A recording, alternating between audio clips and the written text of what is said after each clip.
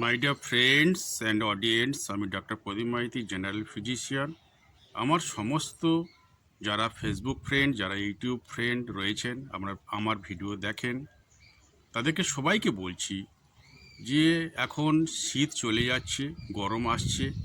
আপনারা বাড়ি থেকে বাইরে বের হলে অবশ্যই ছাতা নেবেন এবং রোদ থেকে বাঁচতে রোদ চশমা বা সানগ্লাস আপনারা চোখে ব্যবহার করবেন এবং সানস্ক্রিন লোশন আপনারা শরীরে বা বডিতে মাখবেন।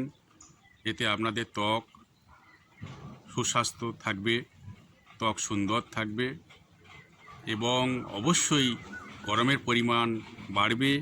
আপনারা অবশ্যই দৈনন্দিন পরিশুদ্ধ মিনারেলযুক্ত পানীয় জল 3 লিটার 24 ঘন্টায় অবশ্যই গ্রহণ করবেন এবং যতটা সম্ভব আপনারা রোদ থেকে এড়িয়ে চলবেন।